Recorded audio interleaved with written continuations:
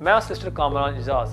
अगर तुहाडा कोई भी इमिग्रेशन मसला है, human rights applications, 7 year child applications, stateless applications या ईए एप्लीकेशंस, तुसी हुण ही मेरे नाल राबता करो 075 01 01 01 01।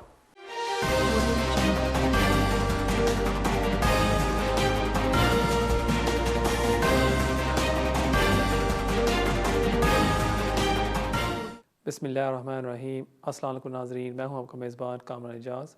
इस शो में आपके लाइव फ़ोन कॉल्स लेता हूं। अगर आपका भी कोई इमिग्रेशन मसला है, आप भी फ़ोन करके इस प्रोग्राम में हिस्सा ले सकते हैं।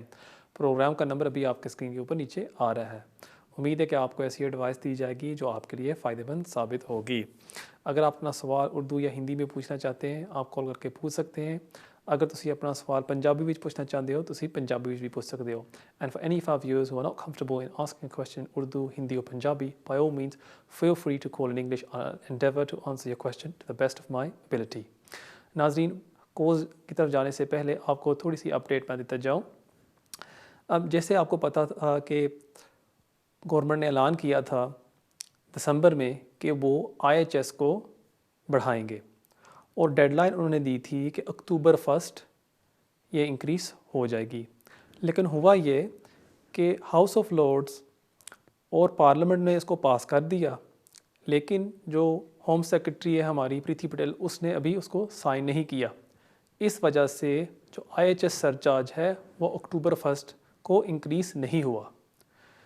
अब आप ये सोच रहे होंगे कि होम ऑफिस हमारे साथ कोई नरमी कर रही है, ऐसी कोई बात नहीं है।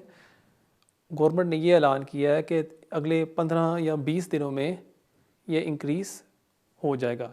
इसलिए मेरी एडवाइस आप सब से है कि जो लोग सोच रहे हैं एप्लीकेशन सबमिट करने के लिए, आप जल्दी से कर लें और कोशिश करें कि अक्टूबर के 15 से पहले आप अपनी एप्लीकेशन दर्ज कर देते हैं। और जो लोग एक्सटेंशन के लिए अप्लाई करेंगे, अभी फ़र्ज़ करें इस महीने या नेक्स्ट मंथ, आप भी जल्दी से अप्लाई कर रहे हैं। अब यूजुअली आपको पता है कि होम ऑफिस की पॉलिसी होती है कि आप 28 डे से पहले अप्लाई नहीं कर सकते, लेकिन अगर थोड़ा सा आगे पीछे हो जाए वो आपको पिनलाइज़ नहीं करेंगे। इसलिए मैं आपको सबको एडवाइस करूँगा जितना जल्दी हो सके आप अपनी एप्लीकेशन सबमिट कर लें और आपके इस तरह पैसे बच जाएंगे। ये थी इस वीक की सबसे बड़ी अपडेट। और एक और चीज़ भी मैं आप सबसे ये शेयर करना चाहता था कि अक्सर मुझे ये सवाल पूछा जाता है कि अगर हम एक एक्सटेंडेड फैमिली मेम्बर हैं यूरोपियन नेशनल के, हमें क्या क्या रिक्वायरमेंट्स पूरी करनी चाहिए। और इसके बारे में एक इम्पोर्टेंट केस है, वो है चौधरी केस। ये केस निकला था तकरीबन मार्च में। इसमें जजेस ने ये कहा था कि अगर आप डिपेंडेंट हैं एक यूरोपियन नेशनल के ऊपर, आपको कंटिन्यूस डिपेंडेंसी दिखानी होगी। फॉर एग्ज़ाम्पल उन्होंने एग्ज़ाम्पल दी थी कि अगर फ़र्ज़ करें आप पाकिस्तान में हैं और यूरोपियन नेशनल पहले आ जाता है टू द UK, आपको कंटिन्यूस डिपेंडेंसी दिखानी होगी जब तक आप खुद UK एंटर नहीं होते। एक दूसरी एग्ज़ाम्पल उन्होंने दी थी कि फॉर एग्ज़ाम्पल अगर आप पहले आ जाते हैं UK में और आपका जो स्पॉन्सर है वो है एक यूरोपियन कंट्री में, फिर भी आपको कंटिन्यूस डिपेंडेंसी दिखानी होगी। अगर इसमें थोड़ा सा गैप भी आ जाए, आपका एप्लीकेशन रिफ्यूज़ हो जाएगा। क्योंकि मैंने बेशुमार केसेस देखे हैं जहां क्लाइंट्स जाते हैं सॉलिसिटर के पास, एविडेंस पूरी नहीं होती, फिर भी सॉलिसिटर एप्लीकेशन सबमिट कर देते हैं। क्लाइंट खुश होता है कि मेरी एप्लीकेशन तो चली गई है और मुझे अपील राइट मिल जाएगा और अपील में हम जीत जाएंगे। लेकिन अगर आपकी स्टार्टिंग में एविडेंस सही नहीं है, आपके पास कोई चांस नहीं है कि आपका अपील सक्सेसफुल हो।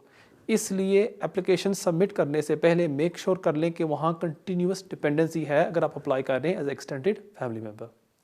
नाज़रीन, एक कॉल आ रही है, बगैर कोई टाइम ज़ाया किए पढ़ते हैं हमारे पहले कॉल की तरफ। Hello hello, you live on air. Hello. अस्सलाम वालेकुम। वालेकुम सलाम। जी मुझे ये पूछना है, जी फ्रेंड के लिए क्वेश्चन है। वो अवर से हुई थी और वो पूछ रही हैं कि अब 10 साल कंप्लीट होने पे मैं नेशनलिटी अप्लाई कर, उससे पहले भी अप्लाई कर सकती हूँ। और दूसरा वो कह रही हैं कि जो मुझे वीज़ा दिया था जी जब मेरी इंडेफिनिट स्टे हुई थी या जब मुझे फर्स्ट टाइम उन्होंने वीज़ा ग्रांट किया था, तब से लेके मैंने 10 साल कंप्लीट करने हैं, या जब मैंने केस दिया था तब भी मैं लीगल हो थी, तब ठीक मैंने अप्लाई करनी है। बस ये क्वेश्चन है मेरा। ठीक है, मैं समझ गया, मैं देता हूँ आपके सवाल का जवाब। Thank you so much. ठीक है, जहाँ तक आपका पहला सवाल है कि आप कब अप्लाई कर सकते हैं नेशनलिटी के लिए, वो है आपको दिखाना होता है कि 10 साल लगातार आपके पास वीज़ा था। सो फॉर एग्ज़ाम्पल अगर आज है 1 अक्टूबर 2020, आपको दिखाना होगा कि 1 अक्टूबर 2010 तो लेके आज तक आपके पास लगातार वीज़ा था। ये तो होगी फर्स्ट रिक्वायरमेंट। और जो दूसरा सवाल आपने मुझे पूछा है कि आपका टाइम पीरियड कौन से दिन से शुरू होगा, जिस दिन से आपने एप्लीकेशन सबमिट की थी या जिस दिन से आपको वीज़ा इशू किया गया था। इसका जवाब है कि जिस दिन से आपका वीज़ा इशू किया गया था होम ऑफिस की तरफ से, उस दिन से आपका लॉफुल 10 ईयर पीरियड शुरू होता है।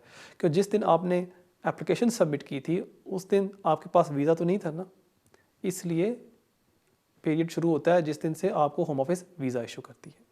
उम्मीद है आपको आपके सवाल का जवाब मिल गया होगा और बढ़ते हैं हमारे अगले कॉल की तरफ। हेलो हेलो, सॉरी, बड़ा ही मेहरबानी होगी अगर प्लीज़ अगर आप टीवी का वॉल्यूम कम कर दें और सीधा मुझसे बात करें फ़ोन के ऊपर। हेलो हेलो, आप लाइव ऑन एयर हैं जी, फरमाइए। हेलो हेलो जी जी जी फरमाइए, मैं सुन रहा हूँ।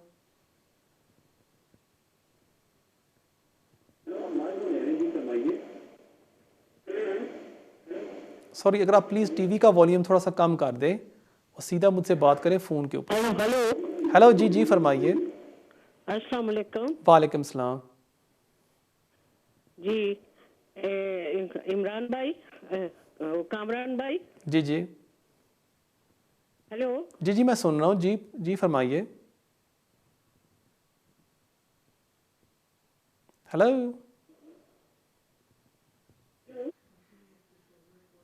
लगता है लाइन में कोई प्रॉब्लम है। एक और जो इन्फॉर्मेशन मैं आप सबसे शेयर करना चाहता था कि जो नया अपील प्रोसेस शुरू हुआ है कोर्ट्स की तरफ से, कि अभी 99% ऑफ अपील्स आपको सबमिट करने होते हैं ऑनलाइन। पहले क्या होता था कि आप पेपर फॉर्म भी सबमिट कर सकते थे और आप कोर्ट को बाय फैक्स भेज सकते थे, बाय पोस्ट या ईमेल। नाज़रीन, हमारी बातचीत चलती रहेगी लेकिन एक कॉल आ रही है और चलते हैं हमारे अगले कॉल की तरफ। Hello hello hello, you live on है जी, फरमाइए।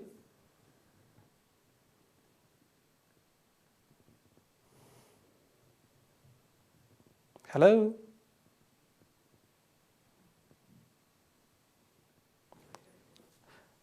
Let's go to the next call. Hello, वो भी लगता है ड्रॉप हो गई है। Hello hello. हेलो जी, आप लाइव ऑन एयर हैं जी, फरमाइए। ओके जी, मेहरबानी। हो सकती बात? जी जी बात हेलो करें जी, मैं सुन रहा हूँ। हेलो सर, मैंने 2 सवाल पूछने थे जी जी जी। मैं स्पेन से बात कर रहा हूँ। ब्रेग्जिट की डेट थी 31 दिसंबर 2020। करेक्ट। उसमें कोई इजाफा हुआ है या नहीं? इधर यूरोपीय यूनियन की जो नेशनैलिटी थी, हम स्पेन से बोल रहे हैं। और दूसरा ये पूछना था कि अगर 31 दिसंबर से पहले पहले मैं आ जाऊं तो मैं आके अपने इधर कागजात जमा करा दूं और बच्चे बाद में आ जाएं, क्योंकि बच्चों के पासपोर्ट अभी बनने में 3-4 माह लग जाएंगे। तो ठीक है बाद में बच्चे उधर ले जा सकते हैं 31 दिसंबर के बाद? ठीक है ठीक है, मैं देता हूँ आपके सवाल का जवाब। बहुत शुक्रिया आपके कॉल का। जहाँ तक आपका पहला सवाल है कि जो यूरोपियन नेशनल्स के लिए डेडलाइन उसको कोई चेंज किया गया है या नहीं, उसका आंसर है अभी तक तो नहीं, इसमें कोई चेंजेस नहीं आए। अगर आप एक यूरोपियन नेशनल हैं, आपको यूके एंटर करना होगा बाय 31 दिसंबर 2020। सो मेक श्योर करें कि आप एंटर हो जाते हैं। जहाँ तक आपका दूसरा सवाल है कि अगर यूरोपियन नेशनल हो के आप यूके एंटर हो जाते हैं और अपने फैमिली को स्पॉन्सर करना चाहते हैं, इसमें क्या डेडलाइन है? अभी तक होम ऑफिस ने इस पर कोई डेडलाइन नहीं दी। सो अगर आप फ़र्ज़ करें आप एंटर हो जाते हैं यूके में 31 दिसंबर 2020 से पहले, आप अपने फैमिली मेम्बर्स जो आपकी वाइफ हैं, आपके जो बच्चे हैं, आप उनको बुला सकेंगे even after 2020. So, खाली ये आप मेक श्योर करें कि आप यूके जल्दी से जल्दी एंटर हो जाए। नाज़रीन, मुझे बताया जा रहा है कि एक ब्रेक का वक्त होता जाता है। जाने से पहले हमेशा की तरह मैं आपको अपना ईमेल एड्रेस देता जाऊं, जो भी आपकी स्क्रीन के ऊपर आ रहा होगा kejaz@me.com। इसके ज़रिए आप मुझे कांटेक्ट कर सकते हैं, और अगर आप मुझे मिलना चाहते हैं मेरे ऑफिस में, आप मुझे मिल सकते हैं। नाज़रीन, मिलते हैं ब्रेक के बाद।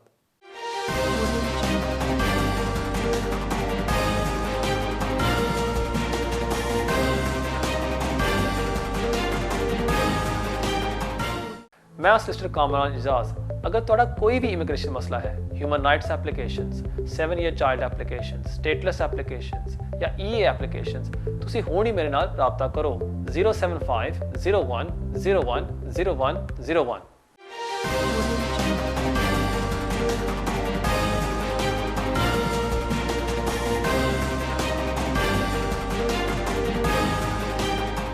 Welcome back.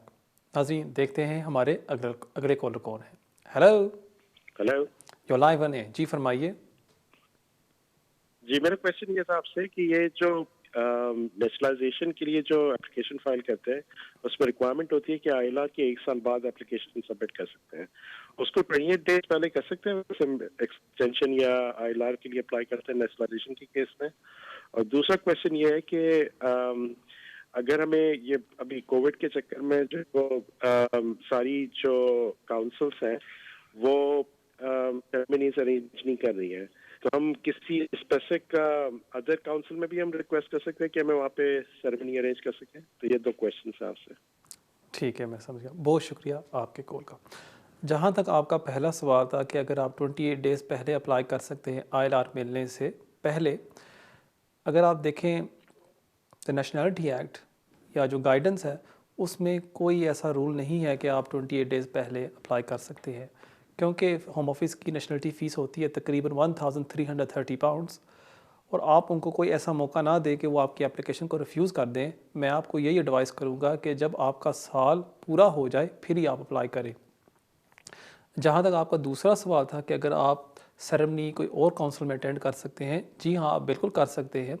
और जब आप फॉर्म कंप्लीट करते हैं, वहाँ आपको वो पूछते हैं कि अगर आप कोई और काउंसिल में अपनी सेरेमनी करना चाहते हैं, आप कर सकते हैं।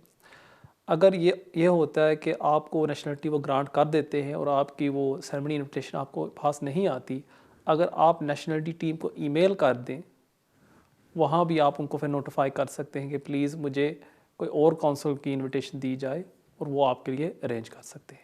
बहुत शुक्रिया आपके कॉल का, और बढ़ते हैं हमारे अगले कॉल की तरफ। हेलो, अस्सलाम वालेकुम। वालेकुम सलाम।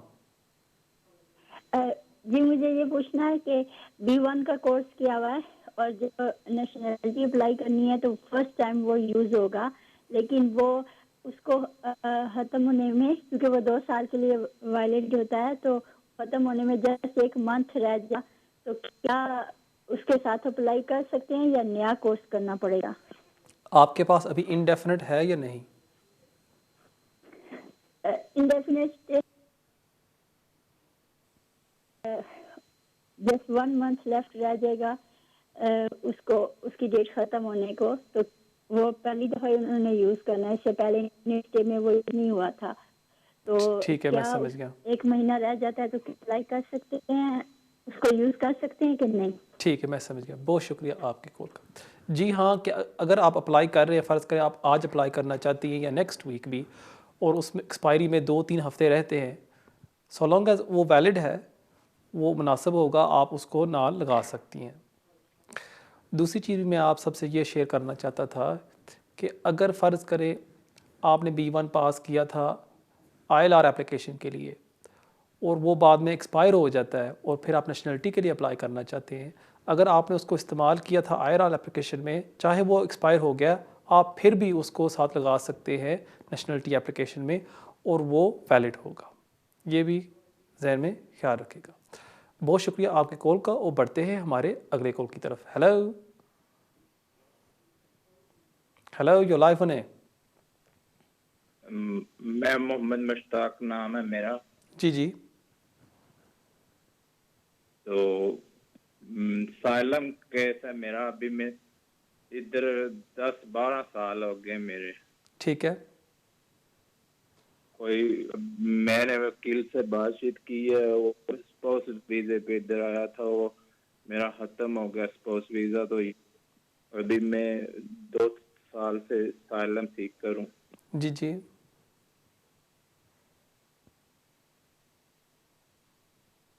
तो जी जी, मैं सुन रहा हूँ, जी फरमाइए। 2 साल से आप असाइलम सीकर हैं, जी। अभी कोई आप बता सकते हैं कोई चांस है अभी? आपका एप्लीकेशन अभी सिस्टम में रिफ्यूज़ हो गया या अपील में पेंडिंग है, क्या अभी सिलसिला चल रहा है उसमें? अभी मैं सालम की बात, मेरा हालत 2-3 महीने वो रह गया वीजा। वीज़ा आपको मिल गया या वो रिफ्यूज़ हो गया है? हाँ जी, वो रिफ्यूज़ हो गया या वो पेंडिंग है अभी? नहीं रिफ्यूज नहीं, वो 2-3 महीने भी उसका रह गया सालम वीजा। वीज़ा है आपके पास, करेक्ट? हाँ ठीक है, मैं समझ गया। बहुत शुक्रिया आपके कॉल का। अगर आपके पास उन्होंने होम ऑफिस ने आपको ग्रांट किया हुआ है 5 ईयर्स का असाइलम और वो एक्सपायर हो रहा है, जैसे आप मुझे बता रही है 2-3 मंथ्स में, फिर आप अप्लाई करेंगे फॉर इंडेफिनिट।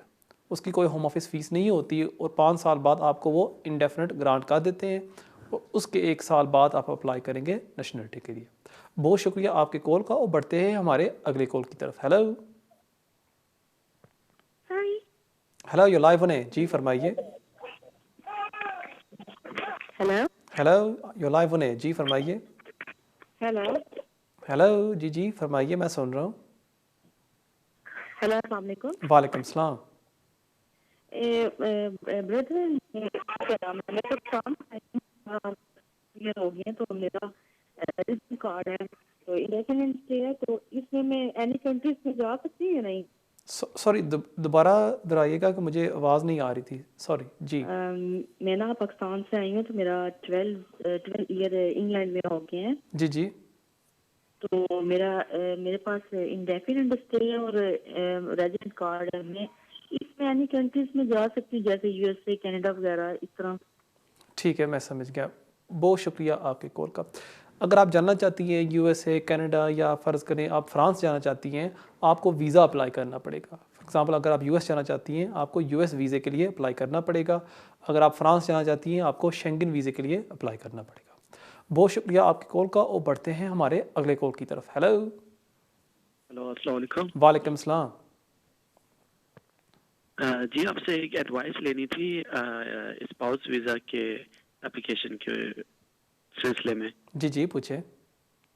पूछना ये थे, स्पाउस वीज़ा मैंने फिलअप कर लिया था, जिसमें आया फीस भी दे दी और जो एप्लीकेशन फ़ीस है वो भी दे दी। ठीक है, तो अभी नज़र पड़ी मेरी कि इसमें एक क्वेश्चन था जिसमें have you been to any other countries in the past 10 years. उसमें मैंने 3 कंट्रीज़ का दिया है और बाकी मेरे दिमाग से निकल गया। तो कोई कवरिंग लेटर बना के इस तरह पोस्ट कर सकते हैं या अपलोड कर सकते हैं? अभी बायोमेट्रिक वगैरह कुछ भी नहीं लिया है मैंने। ठीक है, मैं समझ गया। और कोई सवाल आपका? नहीं, बस यही सवाल है। ठीक है, मैं देता हूँ आपके सवाल का जवाब। बहुत शुक्रिया आपके कॉल का।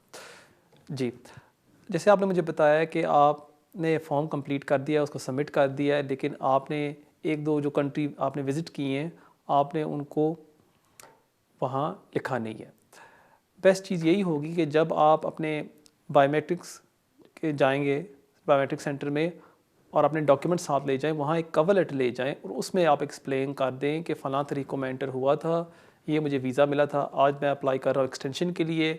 और ये एक्सप्लेन कर दें उसके साथ साथ कि फॉर्म में मैं भूल गया था लिखना कि मैंने ये कंट्री पर मैं गया था, वहाँ भी मैंने विज़िट किया था इतने दिनों के लिए, ये एक ओवरसाइट थी मेरी तरफ से, मैं अपोलोजाइज़ करता हूँ। इसमें कोई फ़र्ज़ करें आपको पेनलाइज़ नहीं करेंगे कि इस गलती की वजह से, और आपका वीज़ा मुझे पूरी उम्मीद है वो ग्रांट कर देंगे। बहुत शुक्रिया आपके कॉल का। नाज़रीन, एक और इन्फॉर्मेशन मैं आप सबसे ये शेयर करना चाहता था, और वो थी असाइलम के मतलब। अक्सर ये सवाल पूछा जाता है कि अगर मैं इंडेफिनिट हमें ग्रांट किया जाता है, हम नेशनलिटी कब अप्लाई कर सकते हैं। अब जब आपको इंडेफिनिट ग्रांट कर देती है होम ऑफिस, उसके 1 साल बाद आप अप्लाई कर सकते हैं। लेकिन प्रॉब्लम आती है कि आपको गुड कैरेक्टर रिक्वायरमेंट मीट करनी होती है। अब होम ऑफिस गाइडेंस में इसमें थोड़ी सी कॉन्ट्रडिक्शन है।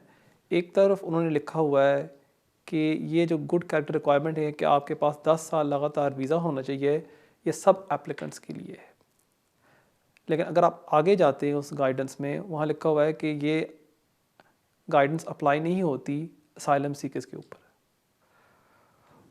और ये फिर होता है होम ऑफिस की डिस्क्रेशन के ऊपर कि अगर एक असाइलम सीकर अप्लाई करता है नेशनलिटी के लिए, अगर केस वर्कर डिस्क्रेशन इस्तेमाल करता है, अमूमन उसको ग्रांट कर देते हैं।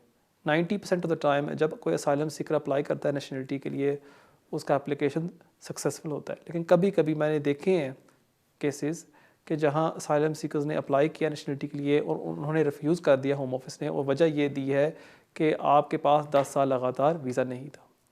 इसलिए अगर आप असाइलम सीकर और आप सोच रहे हैं अप्लाई करने के लिए, आपको ये कंसिडर करना चाहिए। एक और सवाल जो मुझे पूछा जाता है ऑलमोस्ट एवरी वीक, वो है कि विज़िट वीज़े के लिए हमें क्या करना चाहिए कि हमारा एप्लीकेशन सक्सेसफुल हो। मेरे ख़्याल में आजकल जो दौर चल रहा है, ये एक बेस्ट टाइम है अप्लाई करने के लिए विज़िट वीज़े के लिए, क्योंकि 2 महीने पहले होम ऑफिस ने अनाउंस किया था कि जो अल्दग्रम वो इस्तेमाल कर रहे थे सिस्टम, जहां वो देखते थे कि एप्लीकेशन कौन सी कंट्री से आ रहा है, अगर पाकिस्तान से आ रहा है, इंडिया से आ रहा है या अफ्रीका से आ रहा है, उसको बहुत सख्ती के साथ उसको कंसिडर करते थे। अब उन्होंने ये ऐलान किया होम ऑफिस ने कि हम ये प्रोग्राम नहीं इस्तेमाल कर रहे और हर एप्लीकेशन को हम कंसिडर करेंगे ऑन द मेरिट्स। इसलिए अगर आप अपने फादर को या मदर को या किसी रिश्तेदार को स्पॉन्सर करना चाह रहे हैं विज़िट वीज़े के लिए, this is a very good time. नाजरीन, एक कॉल आ रही है, देखते हैं हमारे अगले कॉलर कौन है। हेलो। वालेकुम सलाम।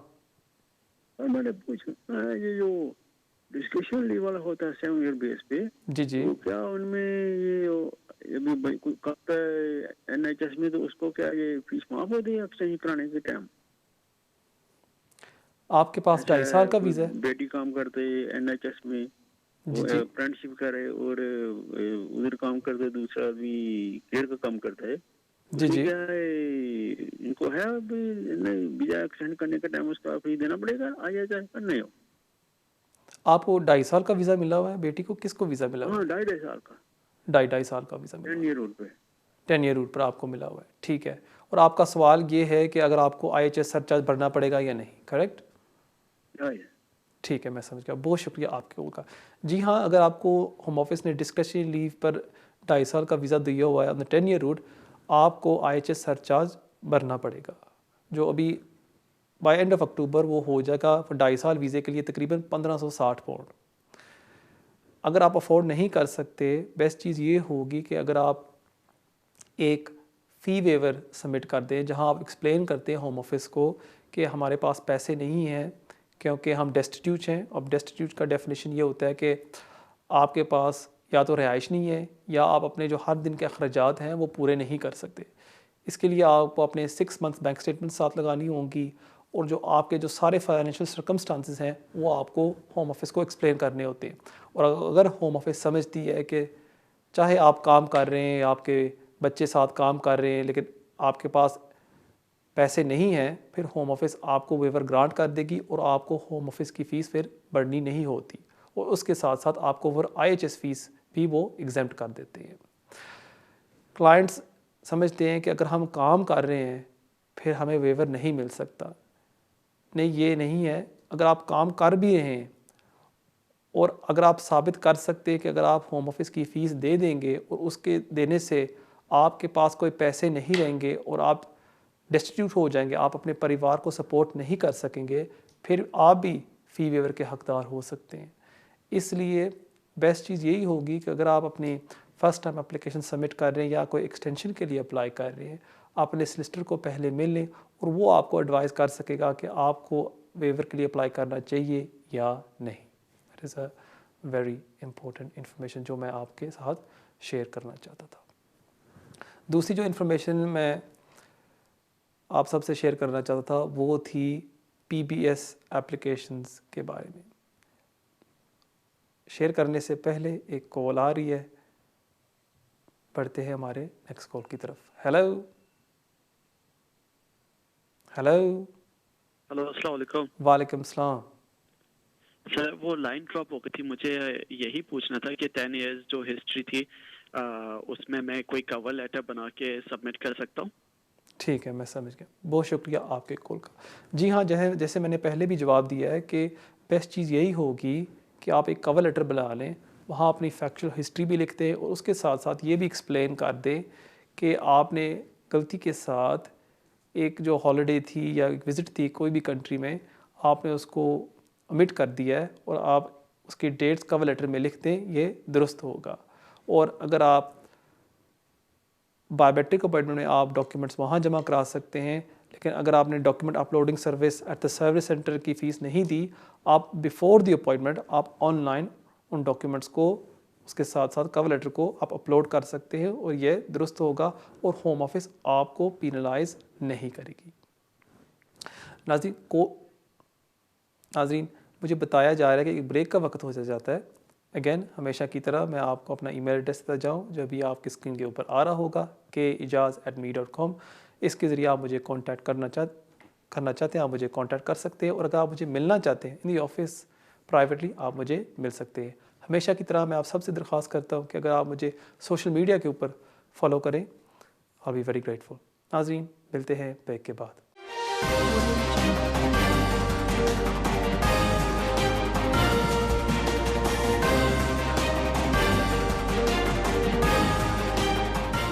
मैं सिस्टर कामरान एजाज। अगर तुहाडा कोई भी इमिग्रेशन मसला है, human rights applications, 7 year child applications, stateless applications या EA एप्लीकेशंस, तुसी हुण ही मेरे नाल राबता करो 075 01 01 01 01।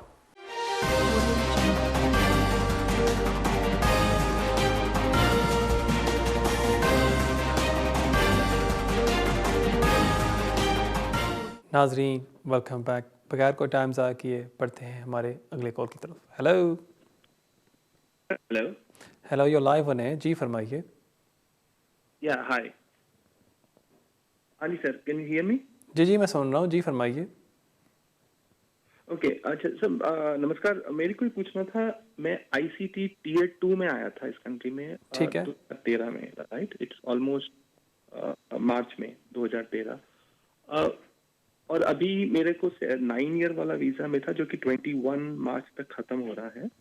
तो what I wanted to understand कि विदाउट कूल ऑफ अभी कुछ रूल्स भी चेंज हो रहे हैं, बट अभी जो नौकरियों का हालात चल रही हैं जी उस हिसाब से what are the risk and how can I get into the ILR route? That is what I wanted to understand. What are the options? मेरे वाइफ अभी तक काम नहीं थे। जस्ट एक और बात, बच्चे बीच में 1 साल नहीं थे यहाँ पर, वो लोगों को परिवार के पास जाना पड़ा था, तो 1 साल नहीं थे, तो बच्चे का 7 ईयर इन कंटिन्यूएशन नहीं है, जो visa is there but in they were not here. उनको कितने साल हो गए यहाँ यूके में एंटर हुए? बट इट्स बेसिक टीचिंग में घुसे हैं।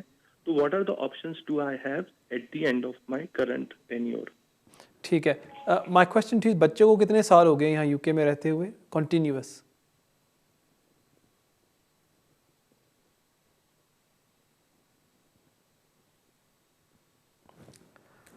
सर, बच्चे जून 2013 में जी में 1 साल के लिए वो नहीं थे इस देश में। Okay, so that's a break. So continuous कब से रह रहे हैं आप? 14 से 15 से? ठीक है, मैं देता हूँ आपके सवाल का जवाब। बहुत शुक्रिया आपके कॉल का। देखिए, जो मैं ब्रेक से पहले भी याद कर रहा था और कॉल एक आ गई थी कि जो ICT का जो कूलिंग ऑफ पीरियड है 2021 से वो चेंज हो रहा है, वो that will no longer apply. आपको वापस नहीं जाना पड़ेगा 1 साल बाद ये कूलिंग ऑफ पीरियड, उसको वो अबॉलिश कर रहे हैं। अब जहाँ तक आपकी बात है कि आपने मुझे बताया कि आपको यहाँ 9 साल हो गए हैं और आप सेटलमेंट के लिए अप्लाई करना चाहते हैं अगर कोई ऑप्शन है। अब अमूमन तो आप ICT वीज़े पर सेटलमेंट का वीज़ा नहीं अप्लाई कर सकते। अब बेस्ट चीज़ यही होगी, फॉर एग्ज़ाम्पल अगर आप Tier 2 में स्विच हो जाएं, अगर आपको एक स्पॉन्सर मिल जाता है, that is a potential option for you. Yes, the job market isn't very good at the moment, लेकिन अगर आप कोई एम्प्लॉयर को ढूंढें, I'm sure you can find someone. उसके बावजूद आपके पास ऑप्शंस हैं कि अगर आप स्टार्टअप वीज़ा या इनोवेटिव वीज़े में अप्लाई करते हैं, बट ये जो कैटेगरी हैं वेरी स्ट्रिक्ट हैं और उसमें ज़्यादा एप्लीकेंट्स सक्सेसफुल नहीं हुए। सो ये थोड़ा सा रिस्क होता है अगर आप इस कैटेगरी में स्विच करते हैं, it will be very difficult. My advice to you will be कि अगर आप कोई एम्प्लॉयर ढूंढ सकते हैं, you can potentially switch to the Tier 2 skilled worker migrant, that will be best.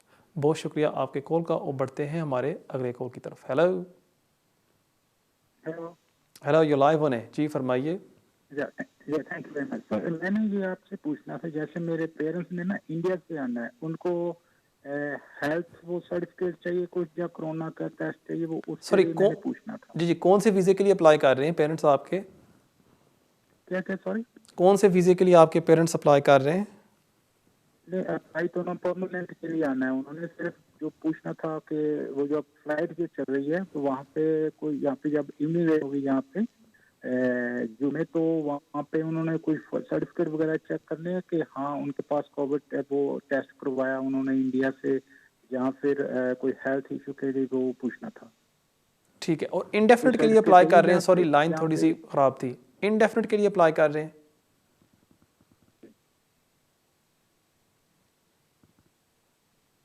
लगता है लाइन ड्रॉप हो गई है।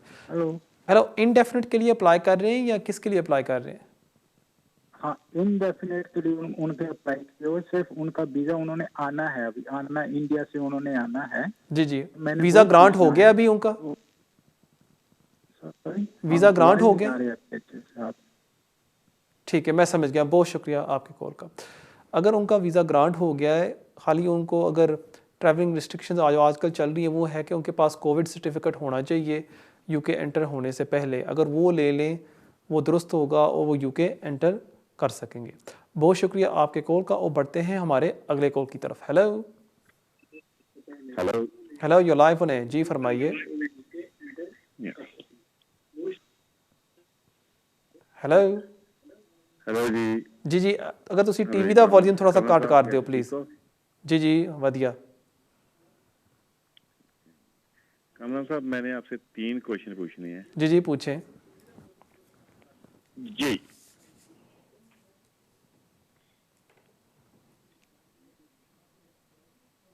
हाँ जी जी जी, पूछें जी। एक ਤਾਂ ਮੈਂ ਪੁੱਛਣਾ ਕਿ ਜਿੱਦਾਂ ਆਪਣੇ ਇੱਕ ਹੁਣ ਵੀਜ਼ਾ ਓਪਨ ਹੋਇਆ ਇੰਡੀਆ ਤੋਂ, ਕਹਿੰਦੇ TR5 जी जी, ਉਹ ਚਾਹੀਦਾ ਕਹਿੰਦੇ 6 ਮਹੀਨੇ ਦਾ, ਜਾਂ ਫਿਰ ਉਹ ਲੱਗ ਸਕਦਾ ਹੈ ਨਾ 60 ਮੰਥ ਜਾਂ 2.5 ਸਾਲ ਦਾ, ਕਿਦਾਂ ਇਦਾਂ ਆ? ਹਾਂਜੀ ਕਿ ਦੂਜਾ ਕੁਐਸਚਨ ਮੇਰਾ ਇਹ ਹੈ ਕਿ ਮੈਂ ਇੱਥੇ ਜਿੱਦਾਂ ਰਹਿੰਦਾ, ਮੈਂ ਕਿਤੇ ਨਾਲ ਰਹਿੰਦਾ, ਉਹ ਸ਼ਹੀਦ ਹੈ ਨਾ ਡਿਸੇਬਲ, ਉਹਨੂੰ ਡਿਸੇਬਿਲਟੀ ਮਿਲੀ ਹੋਈ ਹੈ, ਮੈਂ ਉਹਦੀ ਲੁੱਕ ਆਫਟਰ ਲਈ ਅਪਲਾਈ ਕਰ ਸਕਦਾ? ਠੀਕ ਹੈ, ਤੁਸੀਂ Tier 5 ਵੀਜ਼ੇ ਤੇ ਆਏ ਹੋ? ਹਾਂਜੀ, ਤੁਸੀਂ ਕਿਹੜੇ ਵੀਜ਼ੇ ਤੇ ਆਏ ਹੋ? Tier 5 ਤੇ? ਮੈਂ ਆਇਆ ਇੱਥੋਂ, ਮੈਂ ਵਾਇਆ ਯੂਰਪ ਆਇਆ, ਮੈਂ ਟਾਈਮ ਹੋ ਗਿਆ ਇੱਥੇ ਆਏ। ਅੱਛਾ, ਠੀਕ ਹੈ, ਮੈਨੂੰ ਟਾਈਮ ਹੋ ਗਿਆ, ਮੇਰੇ ਕੋਲ 2005 ਦਾ ਮੇਰਾ ਡਾਕਟਰ ਕਾਰਡ ਆ। ਅੱਛਾ ਅੱਛਾ, ਨਹੀਂ ਤੁਹਾਡਾ ਪਹਿਲਾ ਸਵਾਲ ਕੀ ਹੈ? ਟੈਕਸ ਪੇ ਕੀਤਾ ਹੋਇਆ। ਹਾਂਜੀ, ਪਹਿਲਾ ਸਵਾਲ ਤੁਹਾਡਾ ਕੀ ਹੈ? ਕਿੱਦਾਂ ਜੀ? ਪਹਿਲਾ ਸਵਾਲ ਤੁਸੀਂ ਪੁੱਛਣਾ ਚਾਹੁੰਦੇ ਹੋ ਕੀ ਸਵਾਲ? ਮੇਰਾ ਪਹਿਲਾ ਸਵਾਲ ਸੀਗਾ ਕਿ TR5 ਵੀਜ਼ਾ ਜਿਹੜਾ, ਜੀ ਜੀ, ਠੀਕ ਹੈ ਜੀ, ਉਹਦੇ ਬਾਰੇ। ਹਾਂਜੀ, ਕਿ ਉਹ ਤੋਂ ਮੈਂ ਇੰਡੀਆ ਤੋਂ ਕਿਸੇ ਨੇ ਆਉਣਾ, ਮੇਰੇ ਰਿਸ਼ਤੇਦਾਰ ਨੇ ਆਉਣਾ ਆ। ਹਾਂਜੀ, ਤੇ ਉਹਨਾਂ ਨੂੰ TR5 ਵੀਜ਼ਾ ਮਿਲਦਾ ਕਿ ਉਹ ਇੱਥੇ ਆ ਕੇ ਐਕਸਟੈਂਡ ਹੁੰਦਾ। ਠੀਕ ਹੈ, ਠੀਕ ਹੋ ਗਿਆ, ਉਹ ਪੁੱਛਣਾ ਸੀਗਾ ਮੈਂ। ਠੀਕ ਹੈ, ਦੂਸਰਾ ਸਵਾਲ ਤੁਹਾਡਾ ਕੀ ਹੈ? ਜਿਹਨਾਂ ਦੇ ਨਾਲ ਮੈਂ ਰਹਿਣਾ, ਜੀ ਜੀ, ਸਾਡਾ ਐਡਰੈਸ ਪ੍ਰੂਫ ਹਲੇ ਕੋਈ ਇਕੱਠਾ ਨਹੀਂ ਹੈਗਾ। ਹਾਂਜੀ, ਠੀਕ ਹੈ ਜੀ, ਤੁਸੀਂ ਕਿੱਥੇ ਰਹਿ ਰਹੇ ਹੋ, ਸਾਡਾ ਐਡਰੈਸ ਪ੍ਰੂਫ ਕੋਈ ਨਹੀਂ ਇਕੱਠਾ ਹੈਗਾ ਇੱਦਾਂ ਦਾ। ਜੀ ਜੀ, ਉਹਦੇ ਬਾਰੇ ਪੁੱਛਣਾ ਸੀ ਵੀ ਕਿੱਦਾਂ ਮੈਂ ਉਹਦੇ ਵਾਸਤੇ ਕੁਝ ਕਰ ਸਕਦਾ, ਜਿੱਦਾਂ ਕਿ ਜੇ ਉਹਨਾਂ ਨੂੰ ਡਿਸੇਬਿਲਟੀ ਮਿਲਦੀ ਹੁੰਦੀ, ਲੁੱਕ ਆਫਟਰ ਜਾਂ। ਤੁਹਾਡੇ ਕੋਲ ਸਟੇਟਸ ਹੈ ਜਾਂ ਨਹੀਂ? ਨਹੀਂ ਜੀ। ਠੀਕ ਹੈ, ਤੁਸੀਂ ਰਹਿ ਰਹੇ ਹੋ ਆਪਣੇ ਪਾਰਟਨਰ ਦੇ ਨਾਲ ਜੋ ਡਿਸੇਬਲ ਨੇ, ਠੀਕ ਹੈ ਜੀ? ਜੀ, ਉਹ ਬ੍ਰਿਟਿਸ਼ ਨੇ ਜਾਂ ਕੀ ਨੇ? ਹਾਂਜੀ, ਉਹਨਾਂ ਦਾ ਸਟੇਟਸ ਕੀ ਹੈ? ਨਹੀਂ ਜੀ, ਉਹਨਾਂ ਕੋਲ ਨੈਸ਼ਨੈਲਿਟੀ ਜਿਹੜੀ ਕੀ ਹੈ, ਪਰਮਾਨੈਂਟ ਰੈਜ਼ੀਡੈਂਸ ਵੀਜ਼ਾ ਜਿਹੜਾ ਆ, ਪਰ ਇਨਡੈਫਿਨਿਟ ਹੈ ਉਹਨਾਂ ਕੋਲ, ਠੀਕ ਹੈ ਜੀ, ਇੰਡੈਫਿਨਿਟ ਹੈ। ਹਾਂਜੀ, ਮੈਂ ਸਮਝ ਗਿਆ। ਬਹੁਤ ਸ਼ੁਕਰੀਆ ਤੁਹਾਡੇ ਕੋਲ ਦਾ। ਜਹਾਂ ਤੱਕ ਤੁਹਾਡਾ ਪਹਿਲਾ ਸਵਾਲ ਹੈ ਕਿ ਟੀਅਰ 5 ਵੀਜ਼ੇ ਤੁਹਾਡਾ ਦੋਸਤ ਆ ਰਿਹਾ ਹੈ, ਉਹ ਸ਼ਾਰਟ ਟਰਮ ਵੀਜ਼ੇ ਤੇ ਆ ਰਿਹਾ, ਅਗਰ ਉਹ ਐਕਸਟੈਂਡ ਕਰ ਸਕਦਾ ਹੈ ਜਾਂ ਨਹੀਂ। ਹਾਂਜੀ, ਅਗਰ ਫਰਜ਼ ਕਰੋ ਤੁਹਾਨੂੰ ਉਹ ਟੀਅਰ 5 ਤੇ 6 ਮੰਥਸ ਦਾ ਵੀਜ਼ਾ ਦਿੰਦੇ ਨੇ, ਤੁਸੀਂ ਇਨ ਕੰਟਰੀ ਐਕਸਟੈਂਡ ਕਰ ਸਕਦੇ ਹੋ, ਲੇਕਿਨ ਮੈਕਸਿਮਮ ਤੁਸੀਂ UK ਟੀਅਰ 5 ਤੇ 2 ਸਾਲ ਰਹਿ ਸਕਦੇ ਹੋ ਔਰ ਫਿਰ ਤੁਹਾਨੂੰ 1 ਸਾਲ ਦਾ ਕੂਲਿੰਗ ਆਫ ਪੀਰੀਅਡ ਕਰਨਾ ਪੈਂਦਾ ਹੈ। ਇਹ ਹੋ ਗਿਆ ਤੁਹਾਡਾ ਪਹਿਲਾ ਸਵਾਲ। ਜਿਹੜਾ ਤੁਹਾਡਾ ਦੂਸਰਾ ਸਵਾਲ ਤੁਸੀਂ ਮੈਨੂੰ ਪੁੱਛਿਆ ਹੈ ਕਿ ਤੁਸੀਂ ਦੱਸਿਆ ਕਿ ਤੁਸੀਂ 2005 ਦੇ ਆਏ ਹੋਏ ਹੋ ਔਰ ਤੁਸੀਂ ਆਪਣੇ ਪਾਰਟਨਰ ਦਾ ਰਹਿ ਰਹੇ ਹੋ ਜਿਨ੍ਹਾਂ ਨੂੰ ਡਿਸੇਬਿਲਿਟੀ ਬੈਨੀਫਿਟ ਮਿਲ ਰਿਹਾ ਹੈ ਔਰ ਉਹਨਾਂ ਕੋਲ ਇਨਡੈਫੀਨਿਟ ਲੀਵ ਟੂ ਰਿਮੇਨ। ਹੁਣ ਤੁਸੀਂ ਅਪਲਾਈ ਕਰ ਸਕਦੇ ਹੋ ਪਾਰਟਨਰ ਬੇਸ 'ਤੇ, ਲੇਕਿਨ ਬੈਸਟ ਚੀਜ਼ ਇਹ ਹੋਏਗੀ ਕਿ ਅਗਰ ਤੁਹਾਡੀ ਪਾਰਟਨਰ ਪਹਿਲੇ ਨੈਸ਼ਨੈਲਿਟੀ ਵਾਸਤੇ ਅਪਲਾਈ ਕਰ ਲੈਂਦੇ ਨੇ, ਫਿਰ ਤੁਹਾਡਾ ਕੇਸ ਕਾਫੀ ਜ਼ਿਆਦਾ ਮਜ਼ਬੂਤ ਹੋ ਜਾਏਗਾ। ਔਰ ਉਹਦੀ ਵਜ੍ਹਾ ਹੈ ਕਿ ਫਰਜ਼ ਕਰੋ ਅਗਰ ਤੁਹਾਡੀ ਪਾਰਟਨਰ ਇੰਡੀਆ ਦੀ ਹੈ, ਹੋਮ ਆਫਿਸ ਇਹ ਆਰਗਿਊ ਕਰੇਗੀ ਕਿ ਚਲੋ ਅਸੀਂ ਮੰਨਦੇ ਹਾਂ ਕਿ ਉਹਦੇ ਕੋਲ ਇਨਡੈਫੀਨਿਟ ਹੈ, ਉਹ ਪੱਕੀ ਹੈ, ਲੇਕਿਨ ਫਿਰ ਵੀ ਉਹਦੀ ਜੋ ਨੈਸ਼ਨੈਲਿਟੀ ਹੈ ਉਹ ਵੇ ਇੰਡੀਅਨ, ਤੁਸੀਂ ਦੋਨੋਂ ਵਾਪਸ ਜਾ ਸਕਦੇ ਹੋ ਇੰਡੀਆ ਔਰ ਤੁਸੀਂ ਰਹਿ ਸਕਦੇ ਹੋ। ਅਗਰ ਹੁਣ ਉਹ ਪਾਸ ਨਹੀਂ ਕਰ ਸਕਦੇ ਲਾਈਫ ਇਨ ਦ UK ਔਰ B1 ਉਸ ਵਜ੍ਹਾ ਤੋਂ ਉਹਨਾਂ ਨੇ ਨੈਸ਼ਨੈਲਿਟੀ ਨਹੀਂ ਅਪਲਾਈ ਕੀਤੀ, ਅਗਰ ਉਹਨਾਂ ਨੂੰ ਕੋਈ ਲਰਨਿੰਗ ਡਿਫਿਕਲਟੀ ਹੈ ਜਾਂ ਕੋਈ ਇਸ਼ੂਜ਼ ਨੇ ਜ਼ਹਿਨੀ ਤੌਰ 'ਤੇ, ਉਸ ਬੇਸ 'ਤੇ ਉਹ ਐਗਜ਼ਾਮਸ਼ਨ ਵਾਸਤੇ ਵੀ ਅਪਲਾਈ ਕਰ ਸਕਦੇ ਨੇ। ਇਸ ਵਾਸਤੇ ਮੇਰੀ ਐਡਵਾਈਸ ਤੁਹਾਡੇ ਵਾਸਤੇ ਇਹ ਹੋਏਗੀ ਕਿ ਪਹਿਲੇ ਤੁਹਾਡੇ ਪਾਰਟਨਰ ਨੈਸ਼ਨੈਲਿਟੀ ਅਪਲਾਈ ਕਰੇ, ਅਗਰ ਉਹ ਨਹੀਂ ਪਾਸ ਕਰ ਸਕਦੇ ਕੋਈ ਵਜ੍ਹਾ ਤੋਂ, ਤੁਸੀਂ ਆਪਣੇ ਸਲਿਸਟਰ ਨਾਲ ਗੱਲ ਕਰੋ, ਉਹ ਫਿਰ ਤੁਹਾਨੂੰ ਐਡਵਾਈਸ ਕਰ ਸਕੇਗਾ ਕਿ ਤੁਹਾਨੂੰ ਐਗਜ਼ਾਮਸ਼ਨ ਕਿਸ ਤਰ੍ਹਾਂ ਮਿਲ ਸਕਦੀ ਹੈ। ਜਿਸ ਤਰ੍ਹਾਂ ਤੁਹਾਡੀ ਪਾਰਟਨਰ ਨੂੰ ਮਿਲ ਜਾਂਦਾ ਹੈ ਨੈਸ਼ਨੈਲਿਟੀ, ਫਿਰ ਤੁਸੀਂ ਐਪਲੀਕੇਸ਼ਨ ਪਾ ਸਕਦੇ ਹੋ ਕਿ ਅਸੀਂ ਦੋਨੋਂ ਇਕੱਠੇ ਰਹਿ ਰਹੇ ਹਾਂ, ਇਹਨਾਂ ਦੀ ਸਿਹਤ ਠੀਕ ਨਹੀਂ, ਨਾਲ ਮੈਂ ਇਹਦੀ ਦੇਖਭਾਲ ਵੀ ਕਰਦਾ, ਅਗਰ ਮੈਨੂੰ ਵਾਪਸ ਭੇਜਿਆ ਜਾਏਗਾ, ਇਹ ਬ੍ਰਿਟਿਸ਼ ਹੋ ਕੇ ਮੇਰੇ ਨਾਲ ਨਹੀਂ ਰਹਿ ਸਕਦੀ ਇੰਡੀਆ ਵਿੱਚ, ਤੁਹਾਡੇ ਕੇਸ ਵਿੱਚ ਕਾਫੀ ਜ਼ਿਆਦਾ ਜਾਨ ਹੋਏਗੀ। ਉਮੀਦ ਹੈ ਕਿ ਤੁਹਾਨੂੰ ਤੁਹਾਡੇ ਸਵਾਲ ਦਾ ਜਵਾਬ ਮਿਲ ਗਿਆ ਹੋਏਗਾ। बढ़ते हैं ਸਾਡੇ ਅਗਲੇ ਕੋਲ ਤਰਫ। हेलो यू लाइव on है। हेलो यू लाइव on है जी, फरमाइए। हेलो, सत श्री अकाल भैन जी। सत श्री अकाल भैन जी। जी हेलो, हाँ जी भैन जी, सत श्री अकाल भैन जी, मैं सुन रहा जी, गल करो। हाँ जी, मैं पूछना सीगा, मेरी एक फ्रेंड आ 2006 ਦੇ ਆਏ ਆ, ਹਸਬੈਂਡ ਐਂਡ ਵਾਈਫ। हाँ जी, ਕੋਈ ਬੇਬੀ ਨਹੀਂ ਹੈਗਾ ਤੇ ਕੀ ਉਹ ਕੋਈ ਐਪਲੀਕੇਸ਼ਨ ਪਾ ਸਕਦੇ ਆ, ਕੋਈ ਹੈਗਾ ਕੋਈ ਚਾਂਸ? 2006 ਦੇ ਦੋਵੇਂ ਆਏ ਹੋਏ ਨੇ। 2006 ਦੇ ਦੋਨੇ ਆਏ ਆ, ਹਸਬੈਂਡ ਵਾਈਫ, ਤੇ ਉਹਨਾਂ ਦੇ ਬੱਚਾ ਨਹੀਂ ਕੋਈ ਹੈਗਾ। ਠੀਕ ਹੈ, ਮੈਂ ਪੁੱਛਣਾ ਸੀ ਵੀ ਉਹ ਕੋਈ ਐਪਲੀਕੇਸ਼ਨ ਪਾ ਸਕਦੇ, ਕੋਈ ਹੈਗਾ ਇਦਾਂ ਦਾ ਚਾਂਸ? ਠੀਕ ਹੈ, ਮੈਂ ਸਮਝ ਗਿਆ, ਬਹੁਤ ਸ਼ੁਕਰੀਆ ਤੁਹਾਡੇ ਕੋਲ ਦਾ। ਦੇਖੋ, ਵੈਸੇ ਤਾਂ ਹੁੰਦਾ ਹੈ, ਹੋਮ ਆਫਿਸ ਦੀ ਪਾਲਿਸੀ ਹੁੰਦੀ ਹੈ ਕਿ ਬੰਦੇ ਨੂੰ ਅਗਰ 20 ਸਾਲ ਹੋ ਜਾਣ ਫਿਰ ਹੀ ਜਾ ਕੇ ਉਹ ਵੀਜ਼ਾ ਦੇਣਗੇ। ਹੁਣ ਤੁਹਾਡੇ ਦੋਸਤ ਨੂੰ ਹੋ ਗਿਆ ਤਕਰੀਬਨ 14 ਸਾਲ, ਹੁਣ ਉਹ ਕੀ ਕਰ ਸਕਦੇ ਨੇ, ਉਹ ਹਿਊਮਨ ਰਾਈਟਸ ਐਪਲੀਕੇਸ਼ਨ ਪਾ ਸਕਦੇ ਨੇ। ਅਗਰ ਉਹਨਾਂ ਕੋਲ ਪੈਸੇ ਨਹੀਂ, ਉਹ ਅਪਲਾਈ ਕਰ ਸਕਦੇ ਨੇ ਵੇਵਰ ਵਾਸਤੇ, ਉਹਦੇ ਨਾਲ ਉਹਨਾਂ ਦੀ ਫੀਸ ਵੀ ਮਾਫ ਹੋ ਸਕਦੀ ਹੈ ਔਰ ਉਹ ਐਪਲੀਕੇਸ਼ਨ ਸਬਮਿਟ ਕਰ ਸਕਦੇ ਨੇ। ਔਰ ਅਗਰ ਆਪਣੇ ਉਹ ਪੂਰੇ ਸਰਕਮਸਟਾਂਸਿਸ ਦੱਸਣ ਕਿ ਸਾਨੂੰ ਇਤਨੇ ਸਾਲ ਹੋ ਗਏ ਨੇ, ਸਾਡਾ ਪਿੱਛੇ ਇੰਡੀਆ ਵਿੱਚ ਕੋਈ ਨਹੀਂ, ਅਸੀਂ ਇਕੱਲੇ ਮੀਆਂ ਬੀਵੀ ਇੱਥੇ ਰਹਿ ਰਹੇ ਹਾਂ ਔਰ ਅਗਰ ਸਾਨੂੰ ਵਾਪਸ ਭੇਜਿਆ ਜਾਏਗਾ ਇੰਡੀਆ, ਸਾਡੇ ਨਾਲ ਨਾਇਨਸਾਫੀ ਹੋਏਗੀ, ਹੋ ਸਕਦਾ ਇਹਦੇ ਵਿੱਚ ਕੋਈ ਗੱਲ ਬਣ ਸਕੇ, ਲੇਕਿਨ ਚਾਂਸਿਸ ਮੇਰੇ ਖਿਆਲ ਵਿੱਚ ਲੋ ਨੇ। ਤੁਹਾਨੂੰ ਇਹ ਜ਼ਹਿਨ ਵਿੱਚ ਰੱਖਣਾ ਚਾਹੀਦਾ ਐਪਲੀਕੇਸ਼ਨ ਪਾਉਣ ਤੋਂ ਪਹਿਲਾਂ। ਕਦੀ ਕਦੀ ਹੁੰਦਾ ਸਲਿਸਟਰਸ ਕਹਿ ਦਿੰਦੇ ਨੇ ਨਹੀਂ ਗਰੰਟੀ ਵੀਜ਼ਾ ਹੋਣਾ, ਐਸੀ ਚੀਜ਼ ਨਹੀਂ, ਕਿਉਂਕਿ ਰੂਲਸ ਕਹਿੰਦੇ ਨੇ ਕਿ ਤੁਹਾਨੂੰ 20 ਸਾਲ ਇੱਥੇ ਰਹਿਣਾ ਹੋ ਚੁੱਕੇ ਹੋਣੇ ਚਾਹੀਦੇ ਨੇ। ਲੇਕਿਨ ਅਗਰ ਰੂਲਸ ਨੂੰ ਦੇਖੋ, ਉੱਥੇ ਇੱਕ ਹੋਰ ਵੀ ਪ੍ਰੋਵੀਜ਼ਨ ਉਹਨਾਂ ਬਣਾਈ ਹੈ ਕਿ ਜਿਹੜੇ ਬੰਦੇ 20 ਸਾਲ ਤੋਂ ਘੱਟ ਰਹਿ ਰਹੇ ਨੇ ਔਰ ਉਹਨਾਂ ਨੂੰ ਓਬਸਟਕਲਸ ਹੋਣਗੇ, ਅਗਰ ਉਹਨਾਂ ਦੀ ਹੋਮ ਕੰਟਰੀ 'ਚ ਵਾਪਸ ਉਹਨਾਂ ਨੂੰ ਭੇਜਿਆ ਜਾਏਗਾ, ਫਿਰ ਉਹ ਵੀਜ਼ਾ ਦਿੰਦੇ ਨੇ।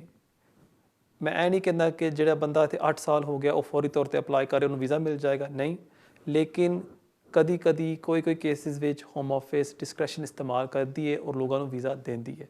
ਇਸ ਵਾਸਤੇ ਅਗਰ ਤੁਹਾਡੇ ਫਰੈਂਡ ਸੋਚ ਰਹੇ ਨੇ ਐਪਲੀਕੇਸ਼ਨ ਪਾਉਣ ਨੂੰ, ਇਹ ਇੱਕ ਅੱਛਾ टाइम होगा क्योंकि आजकल फीस भी माफ़ हो रही है। बहुत शुक्रिया ਤੁਹਾਡੇ ਕੋਲ ਦਾ। ਉਹ बढ़ते हैं हमारे अगले कॉल की तरफ। हेलो यू लाइव on है। सॉरी, अगर आप प्लीज़ टीवी का वॉल्यूम कम कर दें, सीधा मुझसे बात करें फ़ोन के ऊपर। हेलो यू लाइव on है जी, फरमाइए। जी अस्सलाम वालेकुम सलाम। मैं यूके में 2007 में आया था, 2007 में एज अ स्टूडेंट वीज़ा पे। ठीक है, तो वो 2013 तक चला, जो मैंने उसमें अपनी एजुकेशन पूरी की। मेरे पास UK masters mechanical engineering degree है जी जी। तो 2013 तक मेरा वो कंप्लीट हुआ और 2015 तक मेरा स्टूडेंट वीज़ा चला। ठीक है, 2015 के बाद जो है वो मैंने एक वीज़ा अप्लाई किया था एज अ EU मेंबर, वो सुरिंदर सिंह रेफरेंस के अंदर। ठीक है, वो क्योंकि मेरे फादर जो थे, जब मैं यूके में आया था मेरे फादर सेटल नहीं थे, तो 2013 तक वो सेटल हो गए, उनके पास इंडेफिनेट और नेशनलिटी आ गई थी। ठीक है। इसलिए इस बेस पे जो है वो 2015 में फादर की बेस पे मैंने वो वीज़ा अप्लाई किया था एक्सटेंडेड फैमिली का, जो कि रिफ्यूज़ हो गया था। फिर अपील का प्रोसेस चला, वो 2016 तक चला। फिर जो है मेरा 2016 में शादी हो गई। मेरी वाइफ ब्रिटिश सिटीजन है। ठीक है। उनके साथ शादी होने के बाद जो है वो मैंने फैमिली लाइफ, क्योंकि मिसेज जॉब नहीं थी कर रही, जी मैं समझ गया। जी इनकम रिक्वायरमेंट वाला रूट नहीं था। ठीक है, 10 ईयर रूट पर आपने अप्लाई किया। Family life, private life, 10 year route का अप्लाई किया था, जो इनिशियली रिफ्यूज हो गया था। ठीक है। लेकिन उस दौरान फिर एक हमारा बच्चा पैदा हो गया। ठीक है। और बच्चे की पैदाइश के बाद फिर उनको रिकंसिडरेशन का दिया, लेटर भिजवाया था, जो उन्होंने एक्सेप्ट कर लिया था। और उस बेस पे जो है उन्होंने मुझे 10 साल 10 ईयर रूट पे डाल दिया अब 2019 फरवरी 2019 से। ठीक है। और अब मैं फुल टाइम काम कर रहा हूँ। जी 1 साल हो गया मुझे काम जॉब। और आपका सवाल जी, सॉरी वो टाइम थोड़ा सा कम है। भी 18,600 की हो रही है, सिर्फ मैं ही जॉब कर रहा हूँ। मिसेज जो है वो यूनिवर्सल क्रेडिट पे है। सॉरी, और आपका सवाल, सॉरी 5 साल रूट में स्विच कर सकता हूँ। जी ठीक है, मैं देता हूँ आपके सवाल का जवाब। लॉन्ग रेजिडेंसी बेस पे कोई ऐसा, ठीक है, मैं देता हूँ आपके सवाल का जवाब। बहुत शुक्रिया आपकी कॉल का। लॉन्ग रेजिडेंस पर आप नहीं अप्लाई कर सकते क्योंकि आपके लीव में ब्रेक थी, आप एक पीरियड में ओवरस्टे थे तकरीबन 3-4 साल। लेकिन अगर आप 5 ईयर रूट पर स्विच करना चाहते हैं आप ज़रूर कर सकते हैं, क्योंकि आपके पास वैलिड लीव है। अगर आप इनकम रिक्वायरमेंट मीट करते हैं और आप A1 इंग्लिश टेस्ट पास कर लेते हैं और रिलेशनशिप रिक्वायरमेंट भी सेटिस्फाई कर देते हैं, आप 5 ईयर रूट पर स्विच कर सकते हैं। बहुत शुक्रिया आपके कॉल का। नाजरीन, ये था हमारा आखिरी कॉल आज के लिए। उम्मीद है आपको आपका प्रोग्राम आज पसंद आया होगा। हमेशा की तरह मैं जाने से पहले मैं आपको अपना ईमेल एड्रेस देता जाऊं, जो अभी आपके स्क्रीन के ऊपर आ रहा होगा, kejaz@me.com।